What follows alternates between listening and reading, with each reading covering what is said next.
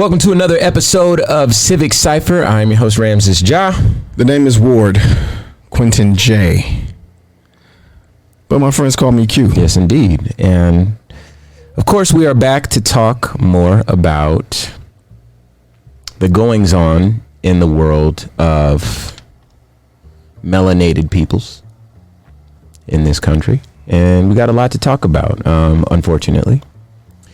But before we get to recent videos, before we get to processing, what's happening in the world of political activism and so forth, we had some comments via our Instagram page, and I thought it was worth, us talking about them.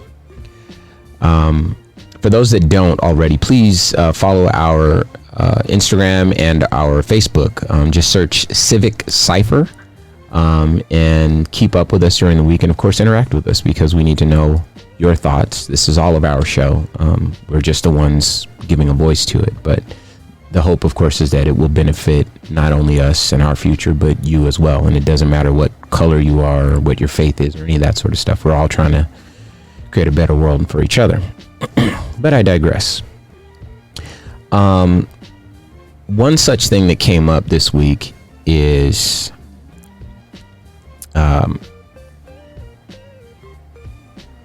someone wanted to know where the outrage is when the police take aggressive action or otherwise shoot/kill someone who is white in the same manner that they do black folks. Want to know, well, where's the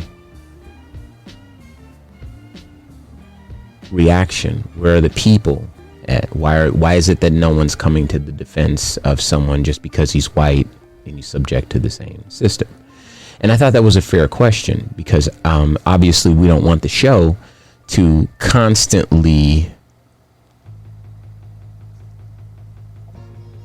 frame our position as though we are the only ones underneath the foot of a corrupt criminal justice system. Although we do acknowledge that oftentimes we're the ones who get the worst of it. So again, I thought that it was important to address that question and provide some, at least from where we sit, some context for how that looks and how that feels relative to seeing it happen to a black person, and provide some context. And so I'll go first. I would love to hear your thoughts on it. So obviously there's a long storied relationship with the police and black people in this country. Policing was literally born out of, or rather patrolling was literally born out of slave patrols in this country. And so it's almost a symbiotic relationship, unfortunately, that police need black bodies. And I know that's a weird way of looking at it, but you can make an argument if you so chose. But I believe that the result of, politicians peddling fear for decades has resulted in a policing culture that has created an army of bullies, an army of people who have unlimited fiscal resources, zero accountability, and oftentimes are able to vent their frustrations in the line of duty. I read a statistic many times, I don't know because I didn't conduct the research myself, but I've come across a statistic that I believe would be, I believe it to be true. So again, take this with a grain of salt. I don't want to misrepresent any police officers or anything like that. I want to have fair conversations, but my understanding is that there is an unusually large amount of police officers who are also wife beaters. These are people who abuse their wives at home, which to me suggests that these violent, aggressive behaviors are kind of part and parcel with the gig, or otherwise people that are prone to those violent outbursts tend to find themselves in that line of work. They seek out that line of work, right? And so if that's true, and I believe it to be true, so I'm going to continue. If that's true, then what you end up with is, again, an army of overly violent folks, mostly, who, I mean, and I understand some folks want to do good. They want to be the good guys. They want to be the heroes and so forth. But, you know, if these statistics are any indication of who the people are that actually man the lines, you have violent people, again, who are able to operate with impunity, who have a culture of protecting themselves and, you know, burying their sins, and are able to kind of get their aggression out when they work. They just jump people all the time. You know, if you show up somewhere and you got 3 of your guys with you, you know, you're going to be able to do whatever it is that you want. If someone's talking back to you and you don't like it, instead of, you know, arguing your way through it, or just kind of understanding that you're a public servant and sometimes the public is not as nice, now you have 3 or 4 of your guys with you. You're able to kind of get off a couple punches and kicks and stop resisting to people that aren't resisting, and so forth. And we know that to be true. That's standard procedure. You're on the ground with 4 people on you, and then they yell, "Stop resisting," when you literally can't move. Stop trying to stop yourself from being harmed. Right. Stop it. And so how does this relate to the how people deal with, you know, black bodies versus white bodies, right? My thoughts are that because we have such a long standing beef, if you will, with police and policing and how it's been done,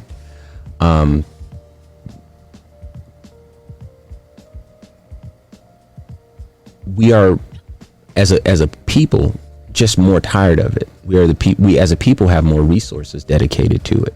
We as a people understand that the numbers overwhelmingly favor black and brown bodies being abused by police relative to white folks. And I think that once we take a step back from that, we can all agree that policing as an institution and as a culture is predatory, it's overfunded, there's no accountability, as I stated, and it's doing exactly what it's supposed to do. It was designed to address unfounded fears in the general population. And if these fears don't really exist, and you have a bunch of bullies with unlimited resources and impunity, then you end up with folks who might abuse a white guy or two here and there. And another part of this is that a lot of times, I think the statistic is that something like 60% of police officers are white men. Something like that. It's a huge number. And there's a smaller percentage that are female, white women. And I think white women are 10%, something like that. And then the other 25% of police are others, including black officers. Again, I believe that to be true. I don't have the stats in front of me, but if that's not accurate, it's somewhere around that number. And so for us, a lot of times the police, like if you close your eyes and imagine a police officer, the platonic ideal police officer, what the image that pops in your head is a white man, you know, I would guess, right? You're nodding your head, but white man with the hat, the shirt, the badge, the gun, the little mustache, you know, maybe or maybe not, depends on if he's young or old. Yeah. Fresh out of the academy, there's no facial hair. And he's the most eager to show how down he is. Yeah, he's worked his whole life. But I do want to say this, that any unjust harm on any human being is at least for us, something that we wouldn't stand for. You know, we don't want to see anybody get hurt. We certainly don't want to see anybody lose their life at the hands of the police. And because it's less common in those, with respect to white males, which is what the question is about, it doesn't happen with any regularity. And oftentimes, I believe the thing that really makes all the difference is that I still feel like that white man who's being abused and taken advantage of by the police, if he or his father or his family or whatever wanted to seek justice, that they would at least be heard, they would have their day to plead their case, and they would be given a fair trial, you know? And if you swap that out with a black person, I think that our expectation, as for the most part, Ben, I think you mentioned a couple weeks ago that out of 15,000 police shootings of black men in this country, 2 of them resulted in actual convictions. 7 in 15,000. That was the number. Okay. So, but that shows how there needs to be some change with respect to police officers and black men. I think that our assumption is often, or maybe it's not an assumption, because I don't think our thoughts even go there. At least mine don't. But I think that the understanding is that black folks do not get a fair shot at justice if the police mismanage, whatever the case, and they abuse their power. And so those are my thoughts on why there's a different reaction when the victim is black versus when the victim is white.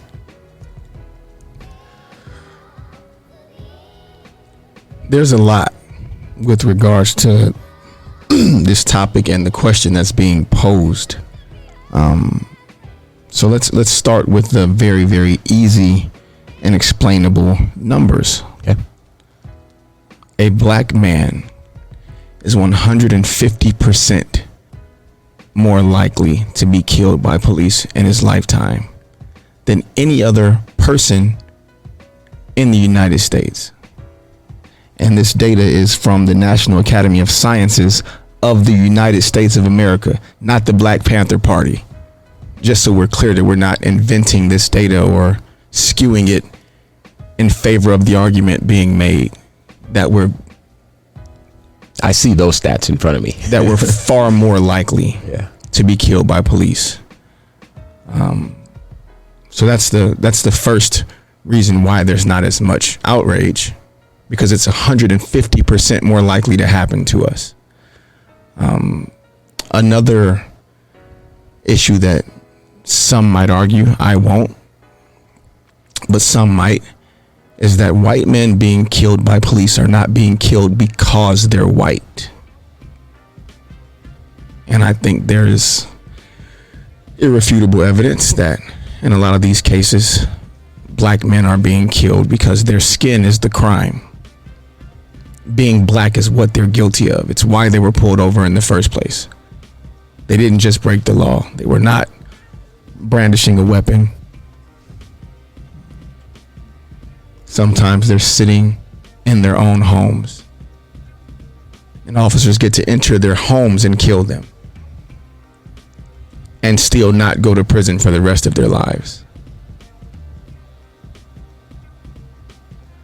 There's a bit of Stockholm syndrome with regards to non-black, specifically white people in this country that are poor, that are victims of injustice, that are not treated fairly. That's not because they're white, which I bring up again because that's very, very important.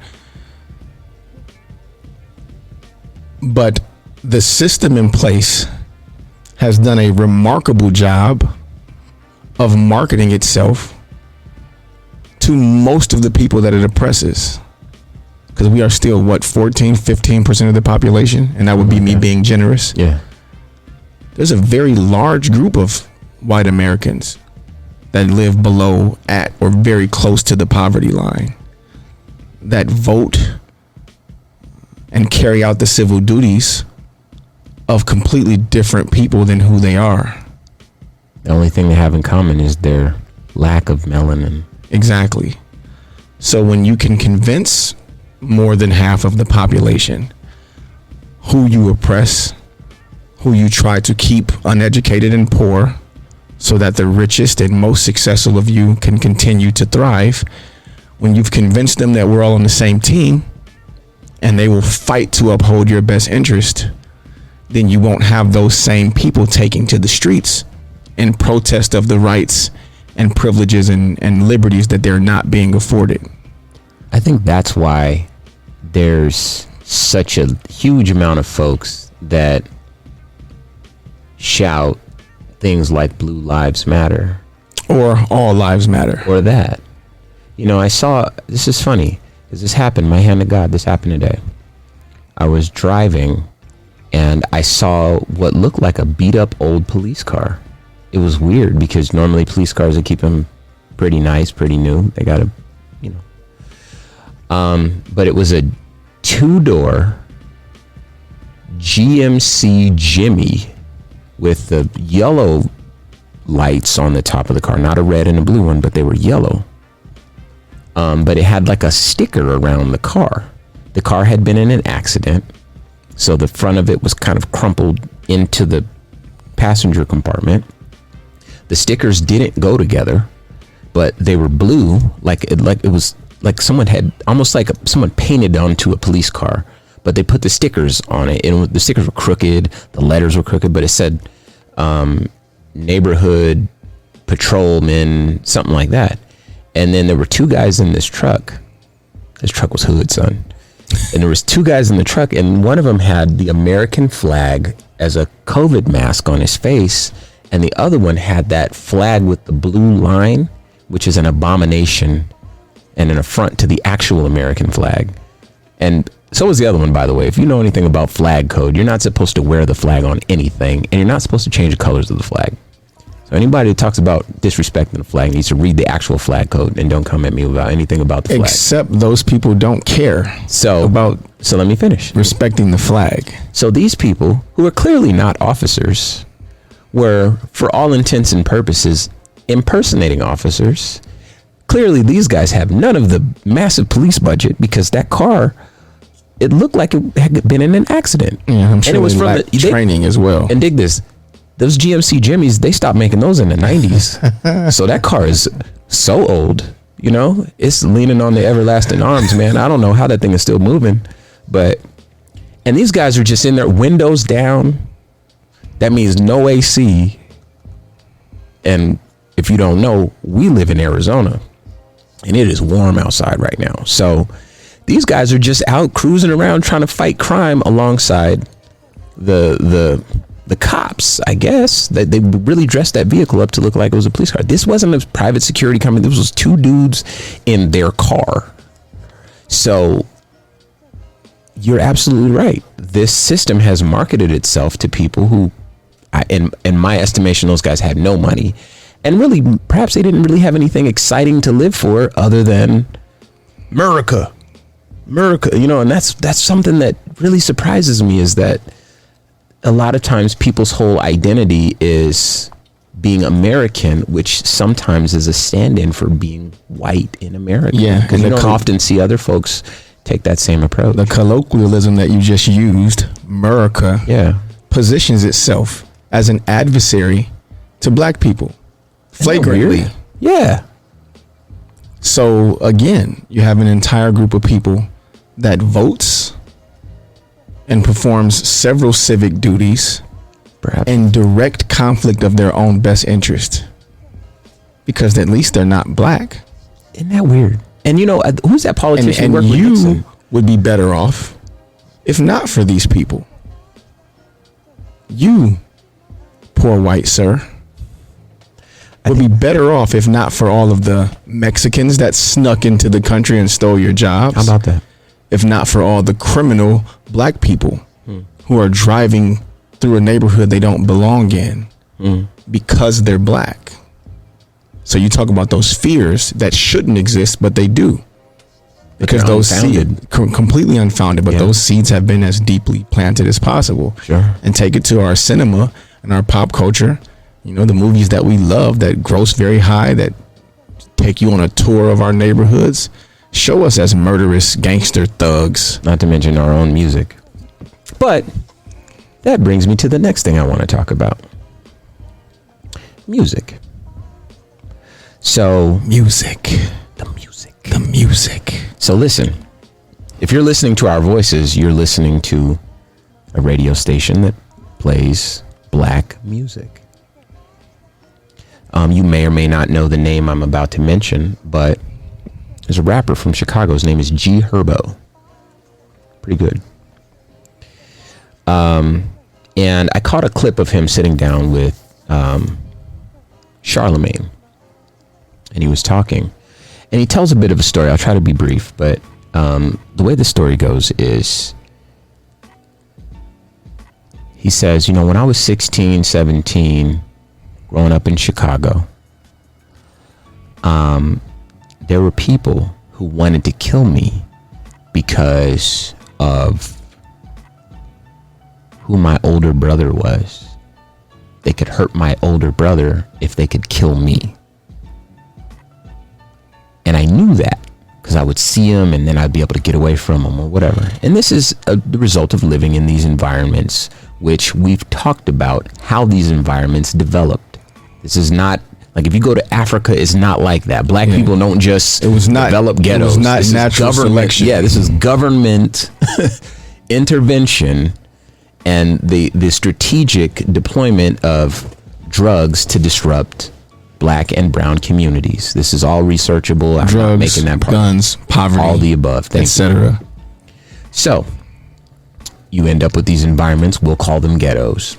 You know, G-Herbo is from one such place in Chicago, and he's telling a story about how he has to go to school and come home. And he says, you know, in his interview, he's like, you know, I love my mom. I'm not a horrible person. Why would I ever want to hurt anybody? You know, he's just like, I'm a normal human being. I'm a normal creature on the planet, same as any other creature on the planet. I'm not here to just, you know, why would I do that? But yeah, carried a gun for a good part of my life because I knew that there were people that could hurt me. It's just a function of the culture and the environment, you know, that you live in when there's a lot in the way of scarcity and, you know, folks are fighting over limited resources and so forth and so on. The story writes itself. And other countries across the world of all peoples of all colors. But his story is, you know, like I said. So he says, yeah, I had to carry a gun with me to school every day. And, you know, what happens if the police pull up and they harass you? They don't want to hear none of that stuff, because as soon as they find out that you have a gun, that's the end of your life. But at least if you have a gun, like, you know for a fact you got to go to school that day. You don't know if you're going to run into the police, right? So he's telling this story and you realize that it's just a trap, which is so funny because a lot of the music that we enjoy in hip hop, we call it trap music, you know, especially if you really like real trap music. But you begin to see how the music doesn't just glorify these sorts of things for the sake of glorifying it. It's an accurate reflection of society. Now, I'll grant that, you know, there's a degree of, you know, machismo and, you know, I want to get all the girls, I want all the money, that sort of stuff, which is common for any young man in any culture around the world. But, and in any industry. Sure. But hip hop just kind of gets a bad rap, and I think that's also because in this country especially, we're taught to be afraid of black people. Now, with that said, hopefully that does answer that question and, you know, address at least a little bit about the hip hop. But fortunately, so far on the show, we were able to discuss a question that came to us via our social media at Civic Cipher, if you're on Instagram, where a person asked, where's the outrage when police abuse white victims. And so we're able to talk about that. We spent a little bit of time talking about, hip hop and what it's like to just grow up in an impoverished community. And I want to say something before we move on. Sure. I don't even know how I forgot to say this already. Where's the outrage? We've been screaming defund the police for a little bit now. Except almost 100% of the pushback, and let me just take that down to 80 so I can be generous, comes from the subjects of that question. Where's all the outrage when all of these awful things happen to people that aren't black? The cry has never been defund police in black neighborhoods.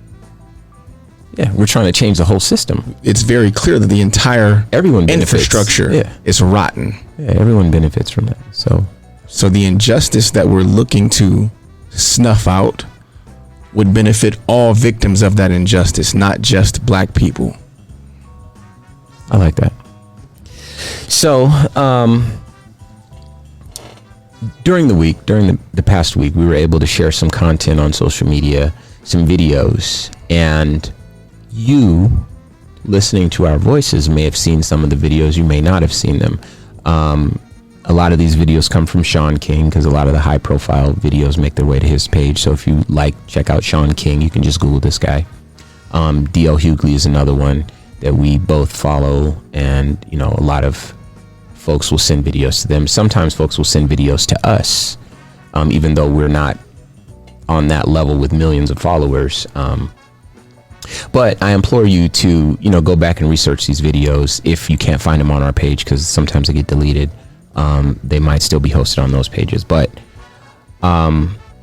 there's something that I really wanted to talk about. There was a video that I saw, and y'all know I be crying all the time. It comes with the job. He's emotional like Carl Thomas, but it's because, if you imagine having to see what Q and I have to see every week, and we've shared this before, we take turns watching the videos so that we don't get overwhelmed with it. There's so much discussion about mental health and making sure that we're pacing ourselves and not allowing ourselves to become overwhelmed with death and with violence. I'm a happy person. I love love. I love happiness. I love being happy. And it just so happens to be the case that we found ourselves in this position where we have to deal with these things. We have to watch these incidents. We have to feel them, the full weight of them, so that we can provide context to rally the troops, in a manner of speaking, to decide what's the right path forward, to call on the right folks to come and give them a platform so that they can share their expertise with us, because neither of us are professional civil rights activists, but I guess we kind of are. Maybe we weren't. Yeah, I guess we kind of are. We absolutely are now. So this is, but I've been very honest that I'm learning my way through this. I'm not any bigger or any smaller than anyone else. I'm just a human being with a feeling, beating heart, and so it's that person that watches these videos and feels emotional. And in that way, I think we all are professionals at civil rights. Sure. Okay. Right. All of us that have any sense of empathy, any sense of love, any sense of wanting things to be okay for everybody. It doesn't require, a doctrine of any sort. Just have a beating heart and just be a human being. You should want for things to, at minimum, be okay. That's for everybody. I'm glad you said that. That's why this first video that caused me to be so emotional is worth discussing. Now, for those that haven't seen it, I'll kind of paint the picture a little bit. There's a woman, elderly. She's probably knocking on 70 years old, gray hair, black, brown-skinned woman. For those that don't know, I'm sure most of you do know, but for those who don't know, that's a very precious creature around here culturally for us an old black woman. And think about that when I say that. That is the kindest person. That is the person that will share with you. That person calls you baby because that person calls everyone baby. And you don't call someone baby unless you intend to treat them like they are your baby. They're your child. You know what I mean? Like if I got to heaven at the end of my life and God looked me in the face and I saw God and God was an old black woman, I'd be like, yep, checks out. That's what I thought. So it's this woman who is driving down the highway. She's in a SUV, high up SUV. I want to say it was like a Toyota Sequoia, if you're familiar with vehicles, but not a mid-size, a full size. Think of Expedition or a Navigator, something that size, big truck. And where the video picks up is the police go to the door of the vehicle. She's already pulled off on the side of the highway. Do we know why? Why she's pulled over? I'll get there. And they yank her out of the car. Now you can see that hair. That hair turns white, you know? And you can see she's got like big mama energy, grandmama energy. I hope that I'm painting the picture for you. I realize that a lot of people that listen to our voices and listen to this show every week might not know or be able to make a connection with that big mama energy or that grandmama energy. But I hope that you kind of know what I'm saying. This is what you get from this woman the whole time. Yank her out of the car and throw her on the ground, right? That's policing. Police are doing exactly what they're supposed to do in this video. That system works great. Doesn't benefit us. Trained and taught to do. They were doing because at any point in time, you could say, well, why did you handcuff this woman? She clearly poses zero threat to all of these younger men around her. She's alone. She has no purse. Her purse is in the car. They're asking her to get her purse. She's handcuffed. And she's complaining and crying because she says that she got in a car crash and her shoulder, she messed up her shoulder. She says, I was on the way to the funeral. Why did you pull me over? I've done nothing wrong. And they say, we've been following you for 10 miles with the lights on. You didn't pull over. And she's like, I didn't know you were following me. Why would I think you were following me? I didn't do anything wrong. You know, but there's this violent reaction by the police. And again, when there's a bunch of them together, they get real bold. I mean, you know, how dare you not comply is the energy they have once they get to her. Dig this. It's like gangsters, right? So I'm from Compton, okay? But you know this too. I'm sure everybody knows this story. Even if you're listening and you didn't grow up around a bunch of gangbangers, you know this story.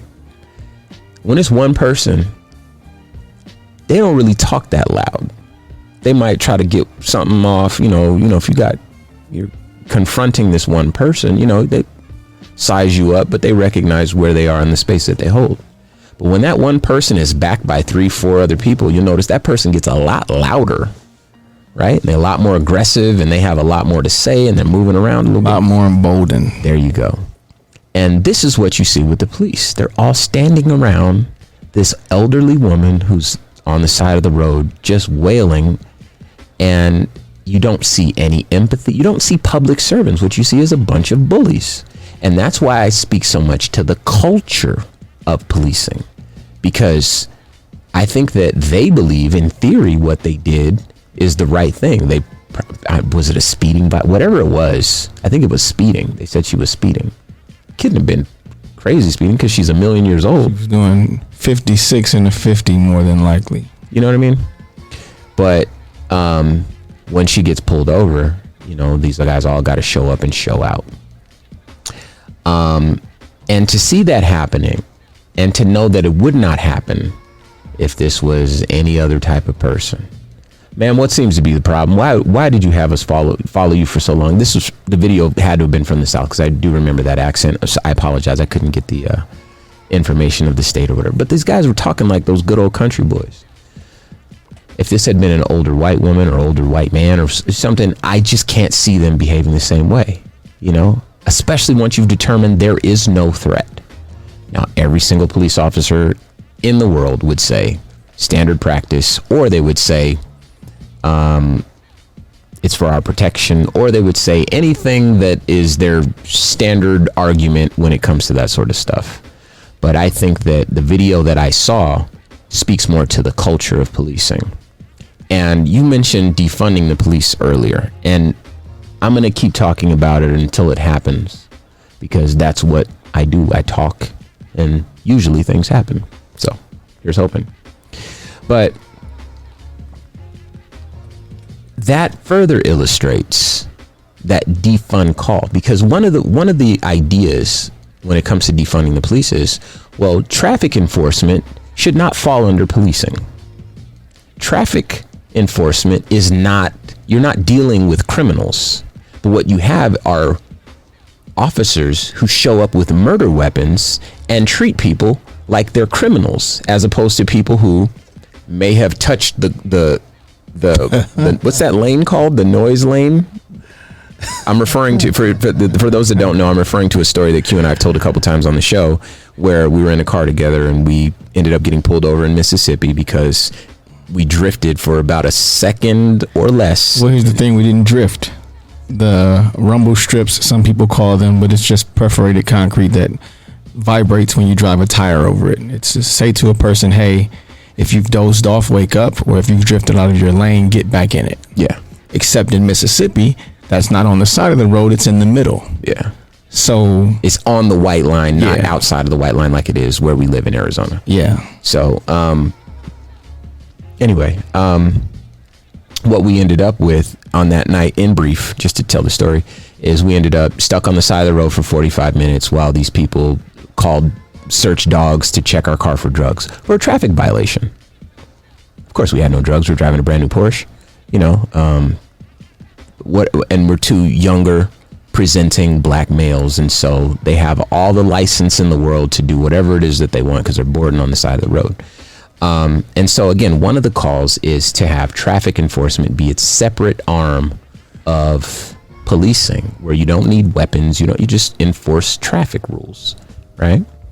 But the latitude that these murderous police have with their murder weapons, when it comes to stopping someone for a traffic violation, it's just they can do whatever they want, and then they have it.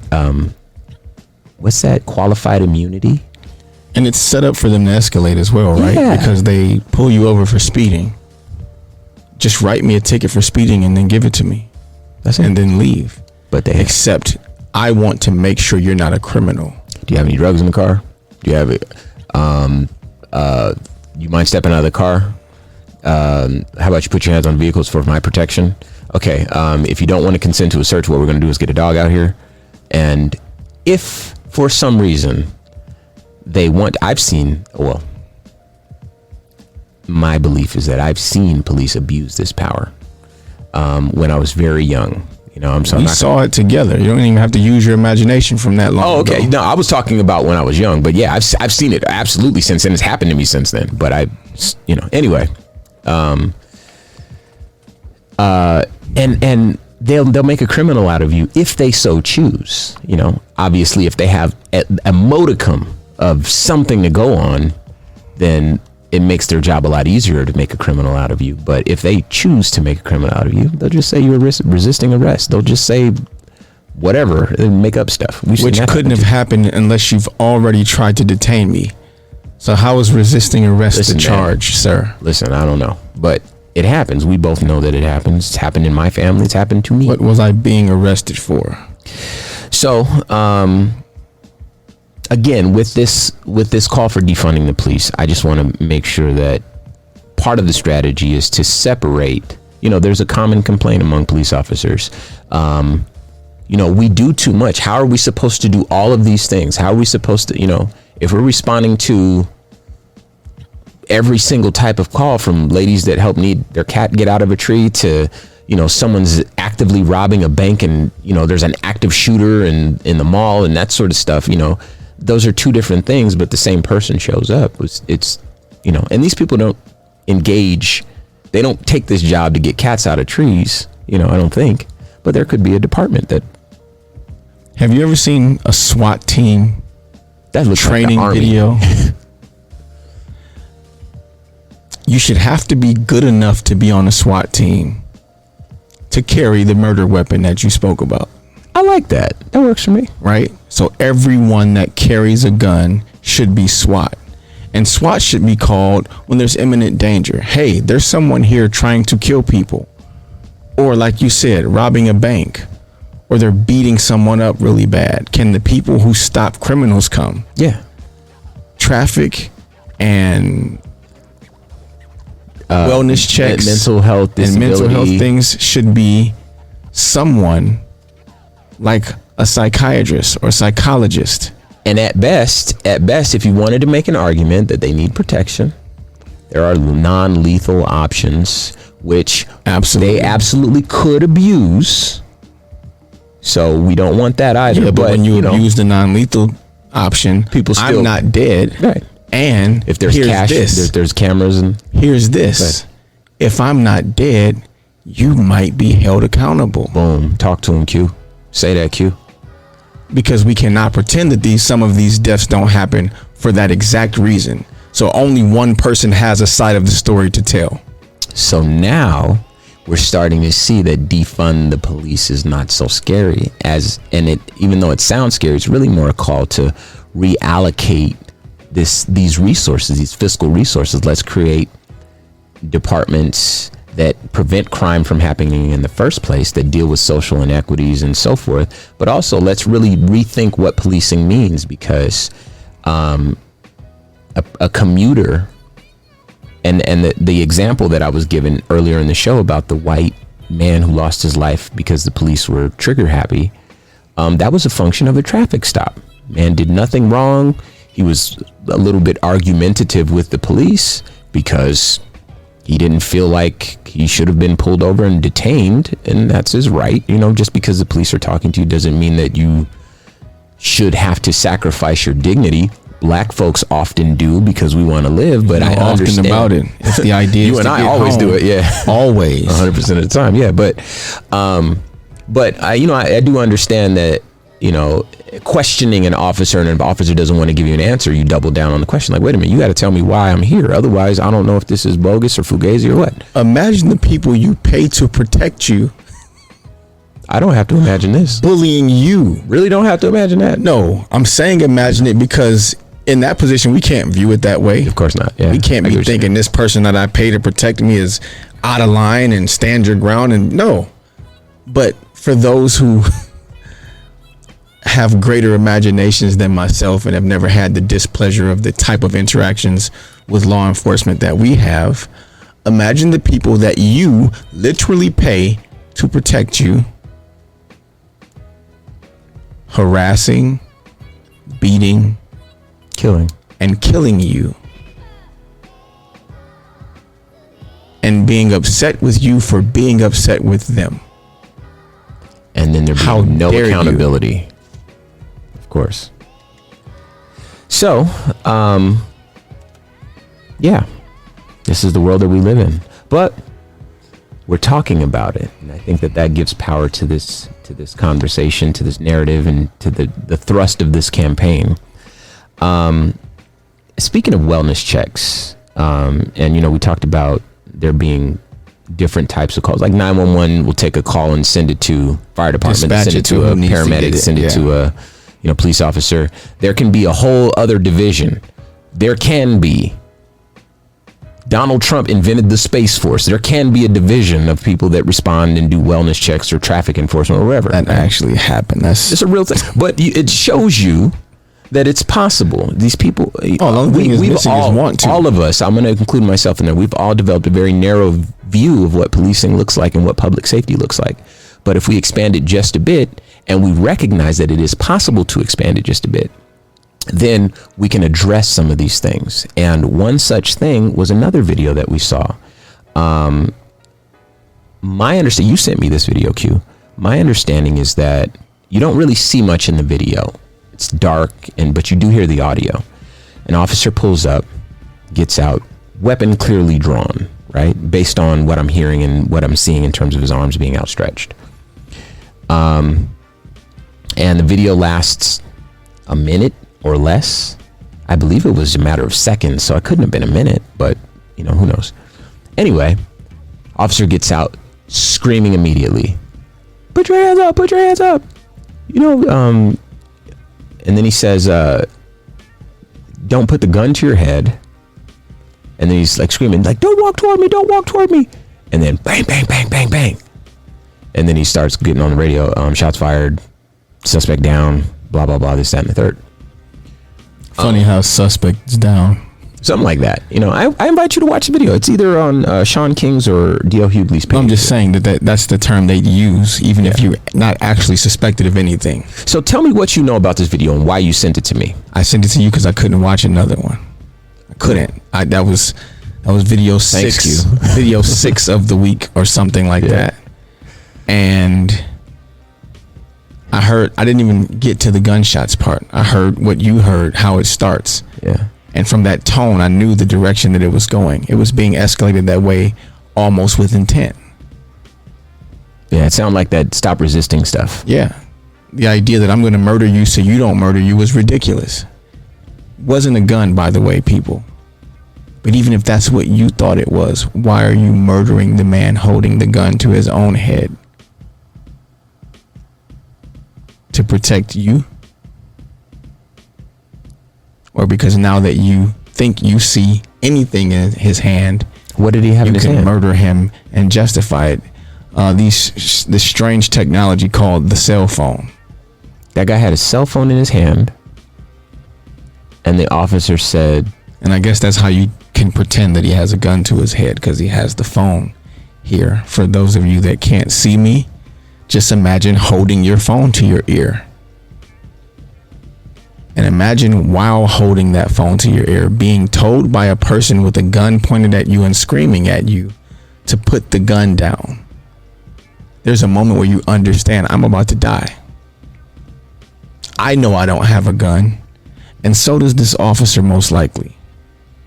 But now that he's said out loud, just like the officer who yelled out taser after already having pulled out and aimed a pistol, now that he's yelling out gun, he's going to give himself some deniability, some cause, and some justification for murdering me.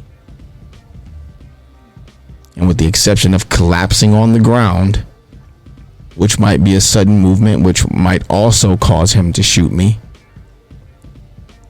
there's no version of this where I survive, because this officer determined before he got out of his car how this was going to play out.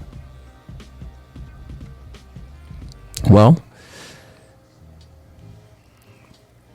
that's very sad to know that it was a phone, but I want to say something. I do understand the desire to have someone in that moment with you when the police pull up, because, you know, to add to the story that we told earlier about us being in Mississippi with the lane lines or whatever, first thing I did was put my phone on the dashboard and turn on Facebook Live so that I wouldn't be alone, because once they took you out of the car, they asked you to step out of the vehicle and walk back to the police car. So I'm like, okay, whatever's happening to Q is about to happen to me.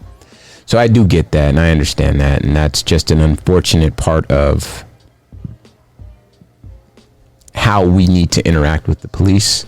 But it's sort of like a catch-22, because we need someone else to witness what we're going through or what we're about to go through, and the police are insistent that we do exactly what they say, or else they're terrified and they're going to execute us. And so I guess this is the world that we live in, and it's even pretty sad. But real quick, and if you're just tuning in to Civic Cipher, I'm your host, Ramses Ja. They call me Q Ward. Okay, you were going to say something. What was that? We were speaking about the idea or the need to have someone with us, or hopefully someone around when we interact with law enforcement. Sure, yeah. And the really interesting thing that I've noticed over the last year, and I say that period of time very specifically because of the very heightened sense of accountability, and the increase in people scrutinizing and paying attention to law enforcement. Since George Floyd was murdered, there are a lot of people paying attention.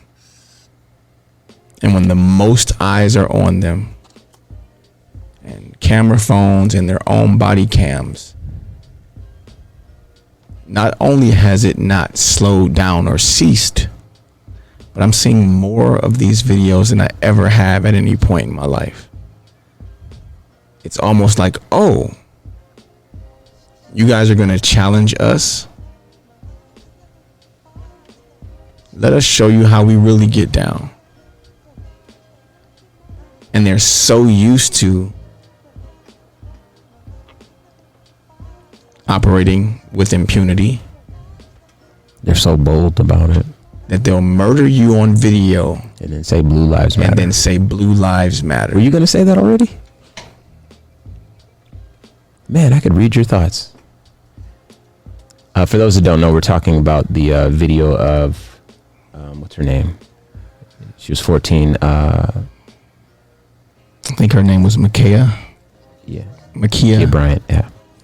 So, yeah, shout out to our producer, DJ Swirl, who was feeding us the info we need. And one more thing I wanted to talk about. There was another video that we saw. You might have sent it to me, or maybe Swirl sent it to me, but it was a video of an officer engaging with what turned out to be a teenager with autism, an autistic teenager. Yeah, unfortunately, I sent you that too. And you know, that reminds me of, there's so many names I really need to do better. I'm terrible with names in real life, but there's a young man in Colorado, and the police choked him in the cold. And he was a kind man. I need to find his name. I'm going to say his name before the show's over, but story kind of reminds me of his interaction with the police, where the officer shows up, and in the video at least, the officer shows up, asks the kid to sit down or something like that, and the kid reluctantly complies. But you know, as you can imagine, this kid is pretty confused. And, you know, the officer's position is the officer does not know that this person is autistic, right? Doesn't know this teenager's level of comprehension. So the officer has to do what the officer has to do.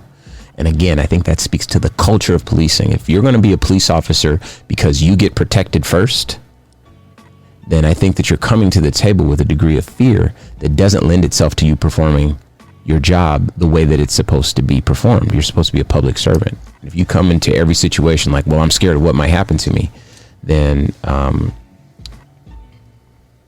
you're going to end up causing more harm to society than good.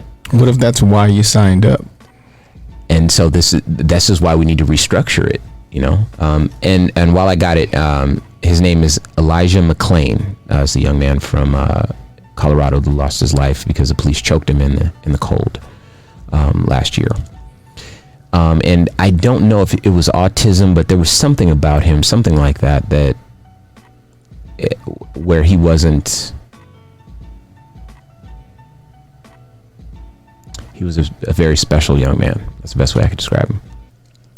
Anyway, so this teenager from last week, again, had a similar interaction with the police where the officer said something, scared the kid. The kid gets up to try to run away, which again is a natural human impulse. If you fear for your life, I don't care if it's a lion, I don't care if it's a police officer, I don't care if it's a bug. I've seen human beings run away from bugs. You understand? So a police officer with a murder weapon will scare you enough to run away. It's the only thing that you know how to do. You either fight or you flight. It's an innate thing that's built into us. If you get someone scared enough, their heart starts pumping adrenaline and they need to figure out how to survive. It's limbic. You cannot change that. It is built into every single creature that is endowed with consciousness, self-preservation. And so this child responded accordingly and tries to run away. The officer catches him and then starts punching him. And when you recognize that this is an adult police officer punching a teenager with autism in the face, you have on full display in front of the whole world the culture of policing. And I already know what the officer would say. Say something about suspect was non-compliant, suspect was resisting, suspect I fit the feared for my description. life, I need, all these sorts of things. And then you end up with another police officer admitting to his own cowardice, but the result is still the same, that he's not held accountable, there's no charges filed, and this child is beaten and forever changed as a result of that. I heard a story the other day about someone who went through a similar interaction with the police, and he says, I've never called the police in my life. Never called the police in my life. I've needed the police. I've needed some sort of service, but I know the last time I interacted with the police that it's like a phobia.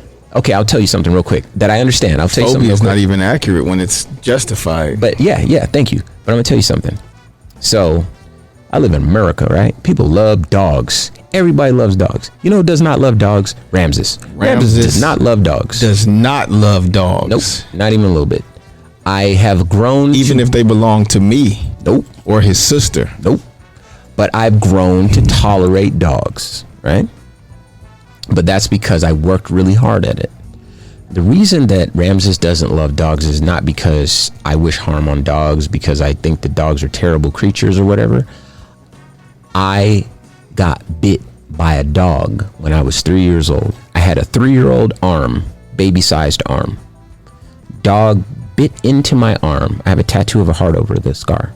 Sunk his teeth into my arm and then took his tooth out of my arm, and I saw a deep purple socket on my arm from a dog that I knew that I was petting at the time. Wasn't petting it hard. I'm not that person. I don't have that energy. It was just hanging out with the dog. Bit my arm, plugged a deep purple socket into my baby fat arm, nice and squishy arm, man. And I looked at it and I thought, man, that's pretty cold. That's foul. So then I started wailing. My dad comes out, makes a big scene out of it, takes me and gets me all bandaged up. The rest is history. For the next 11 years until I was 14, I was absolutely terrified of every dog. I could be around cats.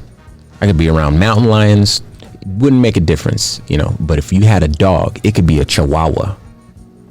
It could be the smallest, it could be a baby. I want nothing to do with it because it was just now a part of me. Yeah, at that point, right? It's innate. Right. And it was embarrassing, and it was all this sort of thing. So I understood when this man was telling me a story about the police, traumatizing him in that way. And so I can relate. And maybe you got a story or two you can relate to as well. But that's all the time that we have for Civic Cipher this week.